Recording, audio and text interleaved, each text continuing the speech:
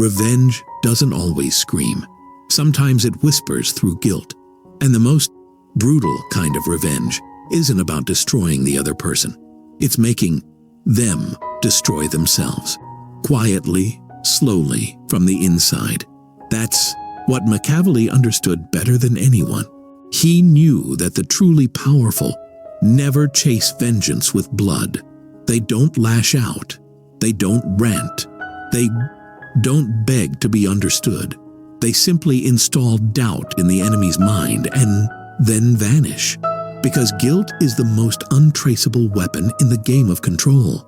You don't even have to be in the room for it to work.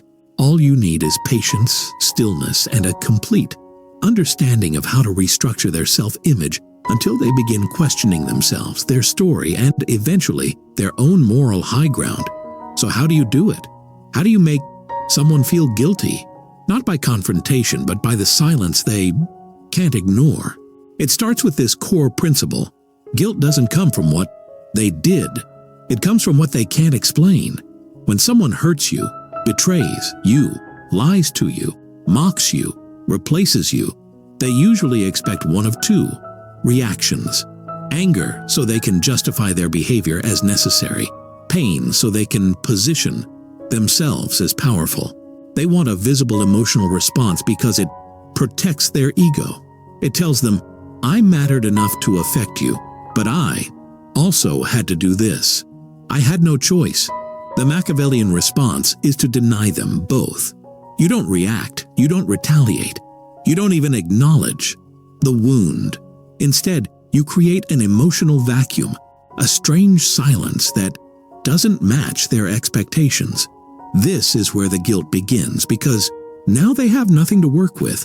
No justifications, no clean role to play.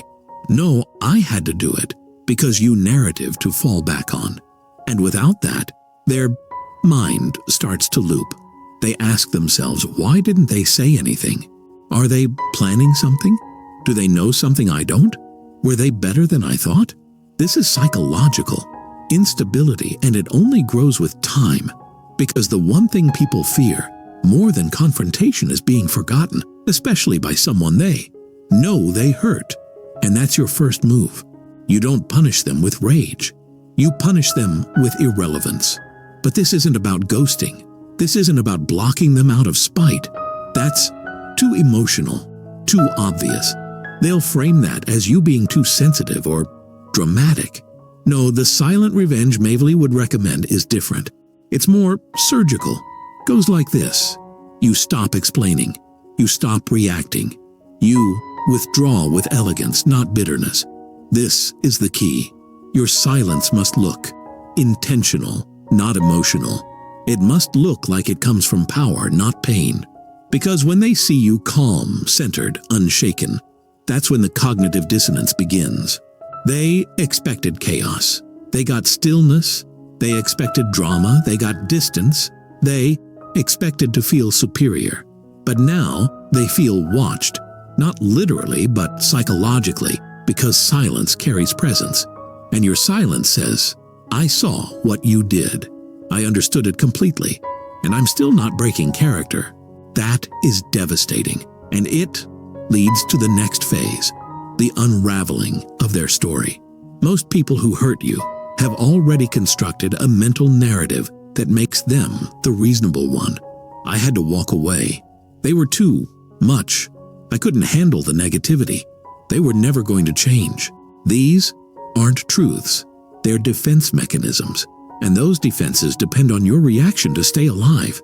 But when you don't react, when you don't give them the mess they needed to justify the mess they caused, now the story breaks. They start to re-examine the timeline. They begin to doubt their actions, and slowly the guilt creeps in. Not because you said anything, but because your absence left them alone with themselves. This is where Machiavelli's brilliance shines. He knew that true power isn't in what you do. It's in what you don't need to do anymore. You don't need to prove they were wrong. You don't need to defend your value. You don't need to show them what they lost, because you've become undeniable, not by getting louder, but by becoming unreachable. And it only gets worse for them. because in your absence, they begin to remember you differently. When someone hurts you and you respond with rage, they get to remember you as unstable, emotional, difficult. But when you walk away with quiet clarity, now they remember the way you didn't beg, the way you didn't spiral, the way you kept your dignity in the very moment they tried to strip it. This creates a brutal contradiction in their mind. If they were that composed, why did I treat them like that? And that's the question that won't leave them alone. It digs deeper the more time passes, especially when they compare you to others, when they realize that no one else matches your calm, your presence, your depth. And now, every time they think of you, it's not with triumph, it's with tension, with discomfort, with guilt, because you didn't collapse. You vanished with power. You let them walk through the door. They slammed in your face only to find there was no one chasing them, no one weeping, no one proving anything, just silence. And in that silence, their conscience begins to rot. That's the opening move of silent revenge. Not destruction, distortion. You let them sit alone inside their own story until it starts to fall apart. And when it does, they won't know how to stop it because you never gave them a villain to blame. You gave them only one person to face themselves. Guilt is most powerful when it's not demanded but activated. Not when you say, "You hurt me," but when they start wondering if they did all on their own. That's how you break someone from within. You don't corner them. You don't accuse them. You don't chase closure. You simply set the stage for one slow question to start echoing in their mind. What if I was the one who ruined something real? But this doesn't happen by accident. Machiavelli would tell you that guilt must be architected, not with lies, but with strategic silence, composure, and contrast. After you've withdrawn without rage, after you've exited with elegance and denied them your reaction, the next stage begins. It's called the contrast phase. This is when your absence begins to compete with their present. You don't post vague quotes. You don't hint at your pain. You don't make cryptic references to them. You do the opposite. You appear better, calmer, more focused, unbothered. But and this is the part most people miss. You don't look like you're trying to look better. You appear grounded, focused on real things, not revenge, not rebounding, not loud celebration. You don't look like you're winning. You look like you were never affected. And this is pure psychological warfare because now the person who hurt you has to sit with the disturbing truth. I hurt them, but they never fell apart. It's the opposite of what they expected. They expected mess. They expected bitterness. They expected weakness. But all they see is silence, strength, and unsettling calm. This contrast begins to fracture their internal justification. The excuses they told themselves start to feel hollow. The narrative begins to crumble. They begin thinking things like, maybe I misjudged them. Maybe I gave up too soon. Maybe they were the one person who actually understood me. And now the guilt begins to fester. But here's what Machiavelli would warn. Don't interfere, let it grow. Because most people ruin this stage by returning too early, by trying to check in, by posting something passive-aggressive to stir attention, by re-engaging under the illusion of closure. That's not power. That's a neediness in disguise. Real power doesn't return, it haunts. You haunt them through grace, through your refusal to speak badly of them, through the mystery of your peace. They ask others about you. They stalk your presence online. They scan your words for clues. And all they find is absence, or worse, stability, which is unbearable to someone who thought they broke you. Because guilt needs contrast to survive. Without contrast, their actions remain necessary. But with contrast, visible growth, dignity, distance, the guilt multiplies. You don't become the villain in their story. You become the better option they threw away. Machiavelli would tell you that guilt, once activated, needs pressure not from you, but from time and their own conscience. This means you must remain emotionally invisible. No rants, No dramatic returns. No emotional closure speeches. You must let them sit with their memory of you. Not the version you give them now, the version they betrayed. Let them remember how patient you were, how much you listened, how calm you were in conflict, how much they felt seen, understood, validated. Because memory is emotional, and over your time, they won't remember the reasons they left.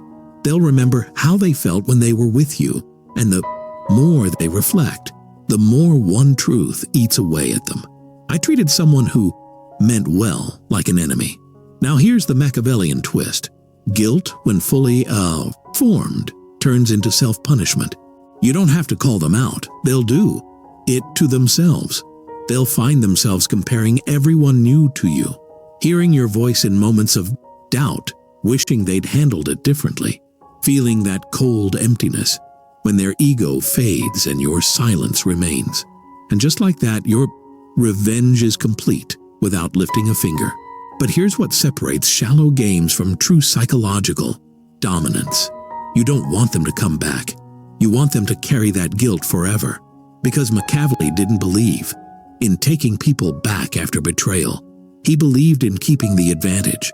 And when someone feels they can come back, they no longer feel guilty. They feel hopeful. They feel relieved. So if they try, don't slam the door. That's loud, emotional, transparent.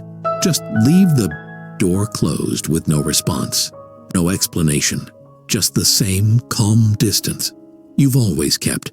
That ambiguity, that's the final nail. Because now they don't even get rejection. They get confusion. They don't know how you feel. They don't know if you've moved on or simply erased them. They don't know if you ever even needed them to begin with.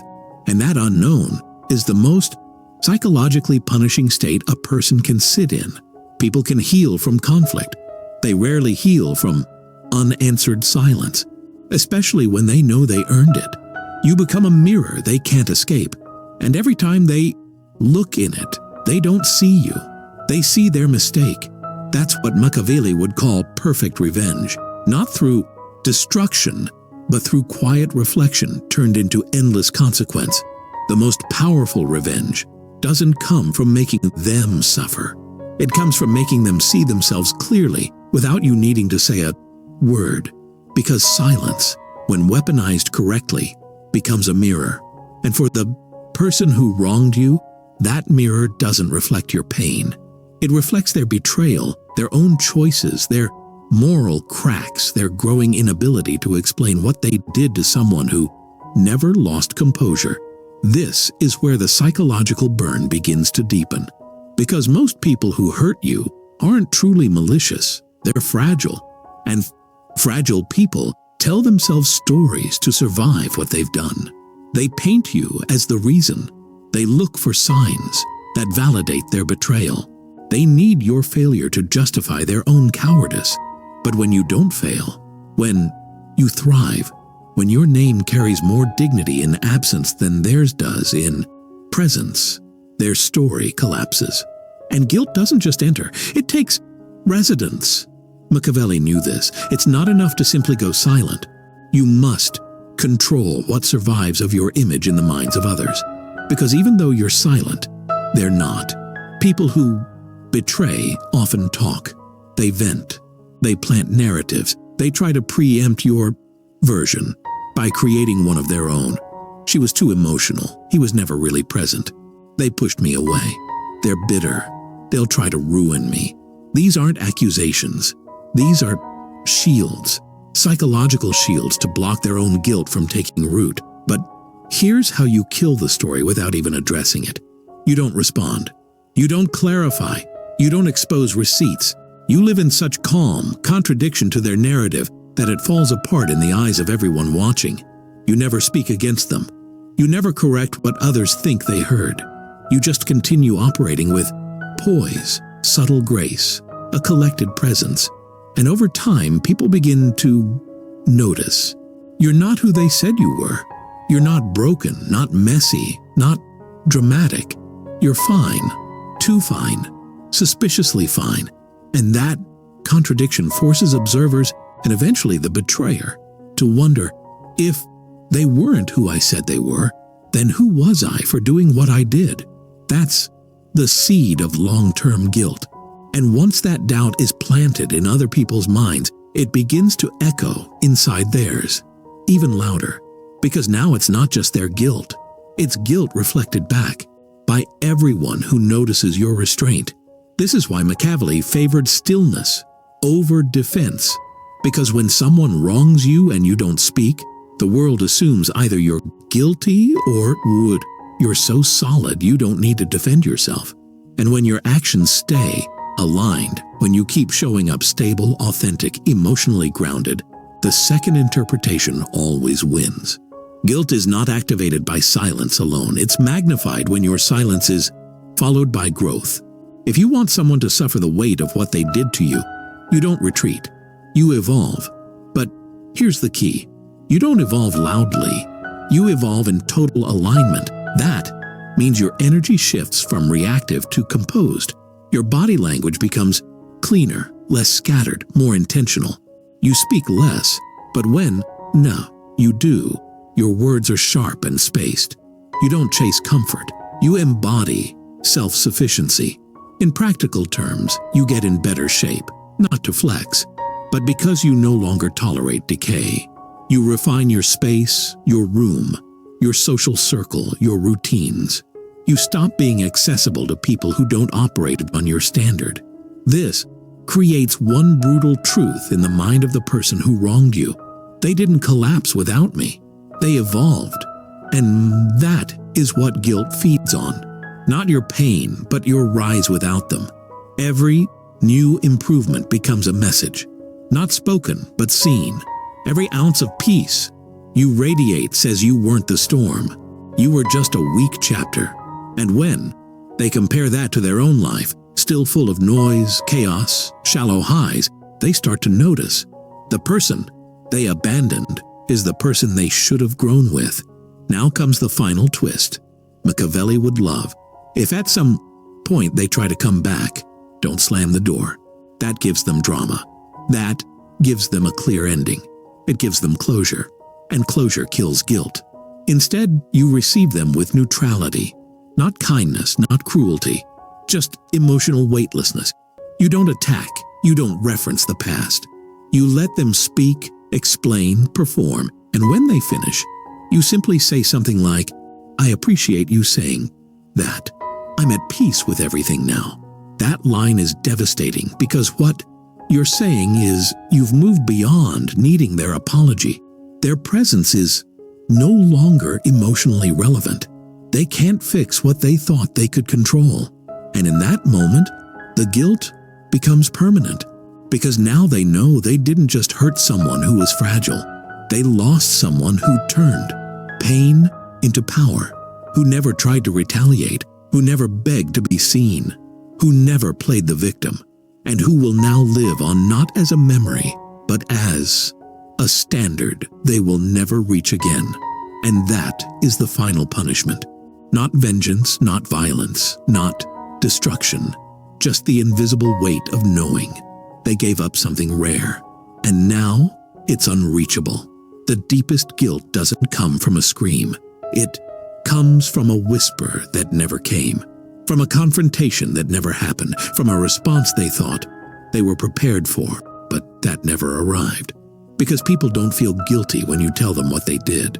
They feel guilty when they sit down, so they start to realize it on their own, in silence, in memory, in moments when they least expect it. This is what Machiavelli understood so well, that silence isn't avoidance, it's erosion. You don't need to say anything. You just become a phantom in their mind, showing up at inconvenient moments, in the middle of new relationships, in conversations that remind them of something you used to say, in dreams, in songs, in people they compare you to, and can't help but feel disappointed by. This is what you engineered through the prior stages. Silent withdrawal without rage, controlled contrast showing calm while they expected collapse, public stillness which disarmed their narrative, private evolution which reframed the memory of you into something they destroyed. And now we enter the next phase of the strategy, psychological residue. Because here's the brutal truth. They don't move on. Not really. They may date, post, party, pretend. But the more you disappear, the more you embed yourself. Not as a person, but as a feeling. That feeling is regret, disguised as confusion. And the longer you maintain your composure, the more that confusion becomes a haunting. They might say, "I'm fine, it wasn't a big deal. We just weren't a match." But they're checking your page, reading old messages, noticing who you're connected with, waiting, always waiting to see if you'll reach out. And when you don't, that silence begins to take on meaning. Not because of what it is, but because of what it denies them, a way to release their guilt. Because closure, it's not for you, it's for them. They want you to explode, so they can say, "See, they're unstable." They want you to beg so they can feel superior. They want you to explain so they can rationalize walking away. But when you do none of those things, when you give them no story to hang their guilt on, then all they're left with is the weight of their own choices. This is where the punishment deepens. Because when they see that you're not coming back, they start to reflect. Not because they want to heal you, but because they want to escape what they did. And now you have them in the most vulnerable position imaginable. They know they were wrong. They can't justify it, and they can't apologize because your silence has stripped away their access to redemption. This is Machiavelli's true mastery. He didn't seek to punish his enemies in the moment. He let time rot their sense of certainty. He planted doubt, then disappeared, knowing it would grow into self-destruction. You stop being the person they can describe with a sentence. You become something mysterious, undefined, and therefore unresolvable. They can't say you were toxic if you were calm, and they can't say you were weak if you never chased. They can't say you were controlling if you released them completely. They can't explain what they did. And when someone can't explain their mistake, they carry it forever. Now guilt hardens. Don't return ever. This is where most people fail. They hold silence for a while and then break it. One message, one response, one hope. You're well. That single moment relieves the pressure. The guilt evaporates. They get their story back. See, they still care. I didn't ruin anything. Don't give them that. True revenge is incompleteness, not cruel, not dramatic, just final. The kind of silence that says, "I've gone somewhere you can't follow." They'll talk to people about you, try to reconstruct what went wrong. Some will even try to write their guilt into new relationships, saying things like, "This time I'll be better. I'm not going to repeat my mistakes." But it's not healing. It's avoidance. They're not over you. They're haunted by the fact that you had every reason to collapse, and you didn't. And that's why your image won't fade. Because you didn't fall. You didn't explain. You didn't scream. You disappeared into excellence. And now they're the only ones still talking about what happened. That's what makes guilt permanent. You didn't destroy them. You left them to live with the slow realization that they broke something sacred, and the person they broke never needed to say a word. This is how guilt metastasizes. Not with drama, but with memory, with comparisons, with echoes of you in moments where their current life feels small and yours feels untouchable. It's not about making them suffer. It's about making them see. And what they'll see, slowly, painfully, is this. I didn't just lose someone, I lost someone I didn't deserve. And they'll carry that not as punishment from you, but as a sentence they gave themselves. The moment you chose not to fight, not to chase, not to explain, but to rise, there comes a moment, days, weeks, sometimes even years after they hurt you, when silence turns into a mirror so sharp they can no longer look away. A moment when they realize you didn't just walk away, you evolved beyond their reach. That's the final stage of Machiavelli's silent revenge. Not just their guilt, but their permanent understanding that they will never have access to you again. Because while they've tried to fill the space you once occupied with noise, with distractions, with shallow substitutes. You've moved differently. You never reacted. You never defended yourself. You never looked back. And in that absence, you became mythic, a quiet force they can't touch.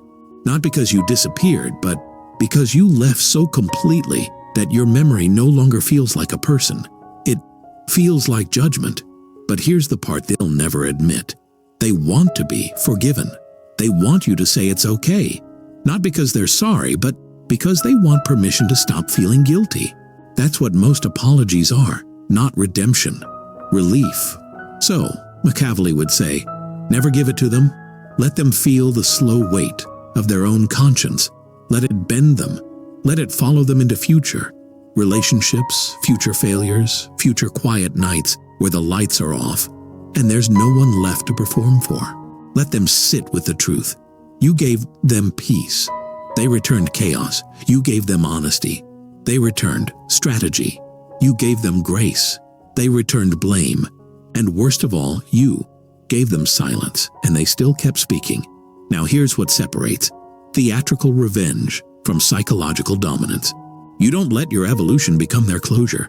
That means no subtle social media hints, no I'm better off posts, no dramatic reinvention onto your display.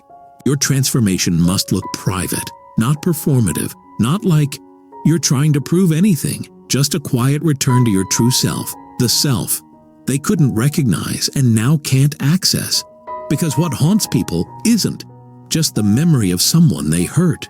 It's the possibility that they never truly knew you at all. And now it's too late. They begin asking questions that will never be answered. Did they ever love me? Were they always this calm? Did I underestimate them? Did I let me go? Or did I just never matter?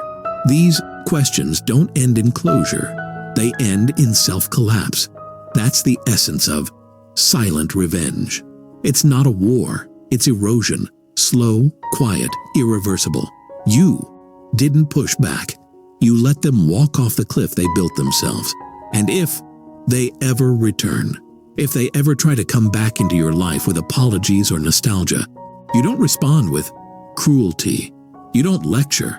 You don't tell them what they did wrong.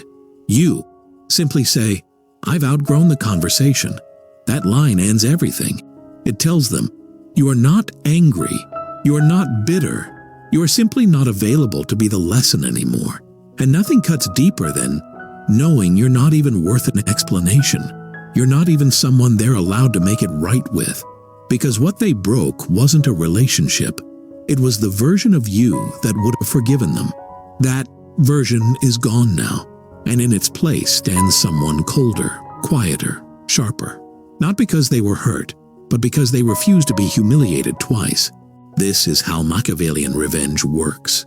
Not with blood, not with drama, with dignity that suffocates ego. Because when someone wrongs you and you don't respond, when you move on without a trace of vindictiveness, when your life becomes quieter and yet somehow more powerful, you become the one thing every guilty person fears. A mirror that never speaks back. You hold up that silence until they finally say it. Not to you, but to themselves. I broke something I didn't understand, and I'll never be forgiven for it. And that is the justice. No dramatic monologue, no public revenge, just a lifetime of comparison.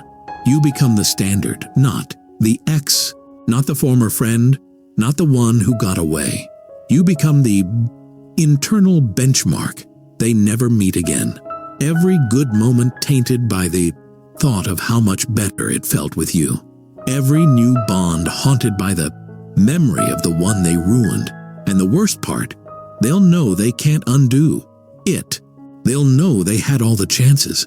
They'll know you weren't perfect, but you were honest. You were real. You were rare. And they let it rot. This is the price they pay. Not because you punished them, but because you didn't need to. Because when someone hurts you and you turn away, not in anger, but in power, and you never come back, you become unforgettable. Not through presence, but through the void you left behind. And that void, that's your masterpiece.